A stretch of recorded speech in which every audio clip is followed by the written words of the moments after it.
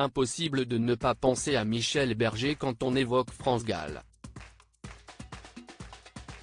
Pourtant un autre homme eut dans sa vie une importance capitale, son père Robert Gall, parolier français, auteur de l'une des plus déchirantes chansons du répertoire français. Le nom de France Gall est pour toujours lié à celui de Michel Berger dont elle fut la muse.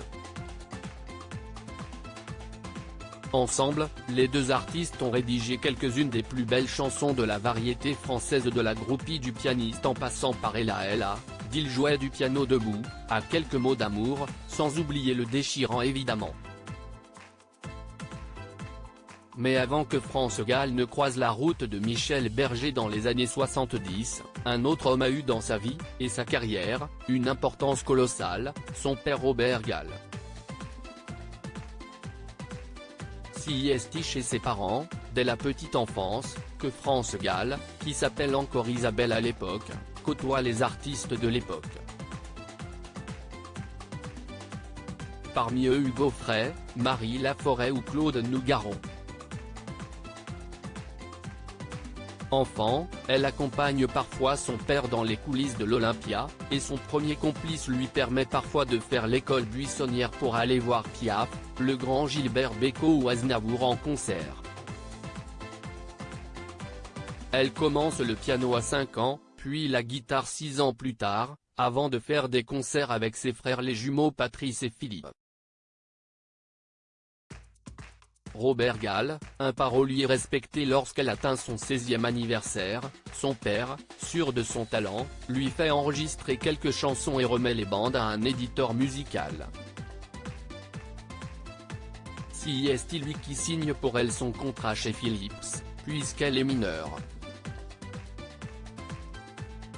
Si est aussi lui qui trouve son nouveau prénom, France. Son destin est en marche. Mais qui est Robert Gall? Le père de la chanteuse n'est pas seulement le premier homme de sa vie, il est aussi l'un des plus grands paroliers français. Ancien élève du conservatoire, chanteur, et auteur, entre autres, des amants merveilleux pour Édith Piaf, il est aussi l'auteur de La Mama chère au cœur de Charles Aznavour.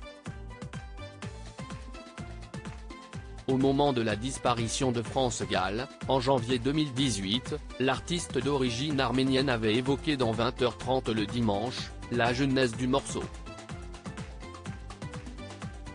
Avant de parvenir entre ses mains, La Mama avait été refusée par tous les compositeurs.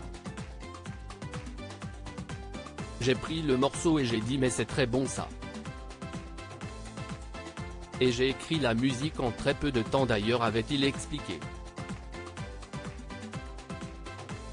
Charles Aznavour avait rappelé avoir d'ailleurs par 2 fois interprété La Mama sur scène avec France Gall, un moment de grâce pour la chanteuse qui avait déclaré à ce sujet « Je suis redevenue une petite fille après avoir chanté La Mama avec Charles.